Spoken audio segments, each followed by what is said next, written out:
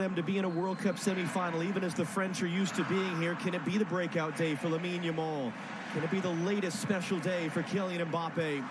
And who will book the first ticket in Sunday's final in New Jersey? We are about to find out here in Dallas as we are underway in the FIFA World Cup semi-final. France, Les Bleus in blue, Spain, La Roja changing to white, so we have a maximum color contrast down on that field.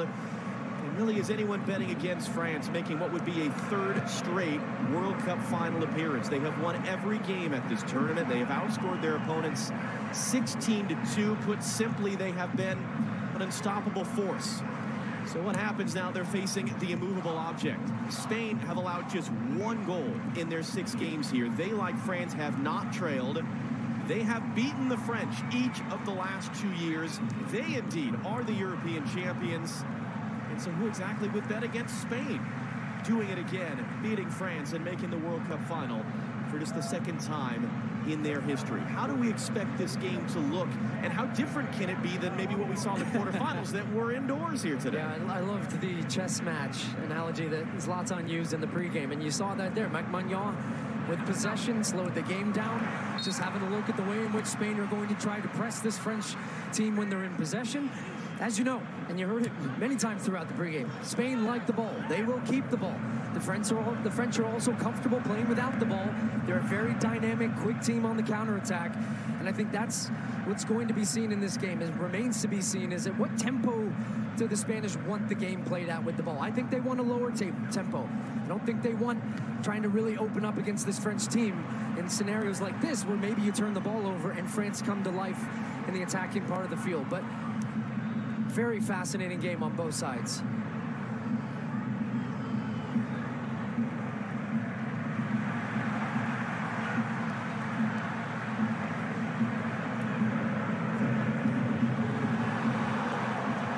Simon, comfortable enough on the ball, and some moves and odds as he moved his way around Mbappe, though his pass out is under hit and the French get it back.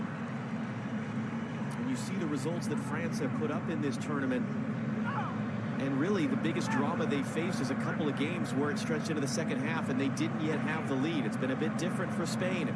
Back-to-back game-winning goals each of the last 2 games in the final 5 minutes. Mbappe, great first touch, the burst of speed, and the walls close in around him.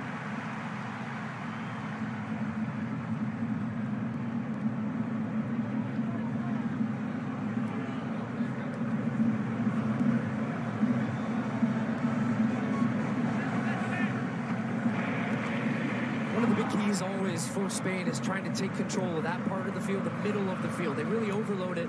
Dani Olmo, Fabian Ruiz, Oyarzábal drops deep as well to get involved. And then they want to try to get Lamine Yamal in those situations, initial balls in, then getting him wide. Teams have done a really good job getting 2 or 3 defenders around this 19-year-old superstar as he's knocked off the ball there.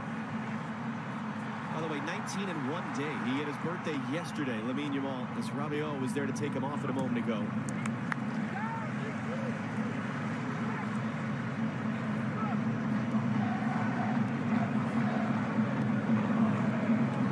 Rabiot had that luckily bounce right back to him. Here's Ousmane Dembele. Too far for Elise. Now there's a little space for Lamine Yamal to run into the other way. Lucadinho waiting for him. Tchouaméni back off the injury, providing support. Tournaments. This would be the 5th final appearance in the last 8 World Cup tournaments. If they can make it there, it's been unprecedented. Spain on the other side. This is rare for them. Just the 2nd time they've ever even played in a semifinal. That was on their march to a title in 2010. It's part of what Luis de la Fuente talked about yesterday. He wants his players to enjoy this moment because there's no guarantees it comes around again.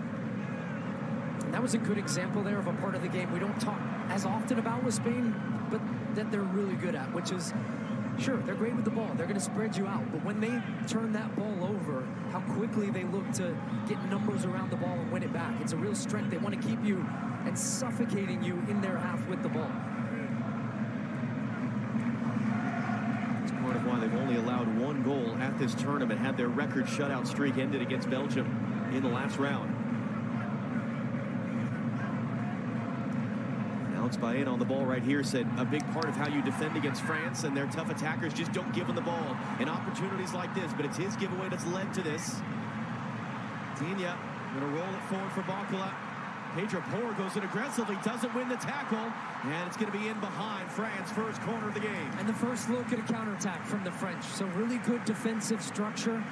Spain with the ball, low tempo, but as soon as France win it, it's a quick transition. That great ball into Mbappe. Then he gets it out to Barcola, beats his man off the dribble. Not the best of crosses with his left, but ends up winning a corner kick right there. And the first chance now for the French to put a little bit of pressure on Unai Simon. Michael Olise to take tournament leader in assists. 5 assists, more than any player at a World Cup since 1994. Outswinger from him. Rabiot trying to hold it in, he sliced it wide. It was Laporte who won the initial header out.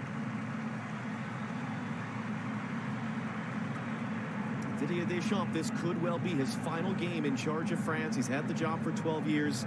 He's stepping down at the end of the tournament.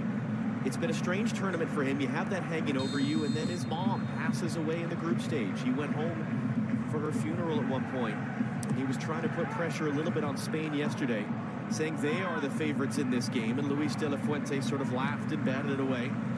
So there are no favorites in a game such as this.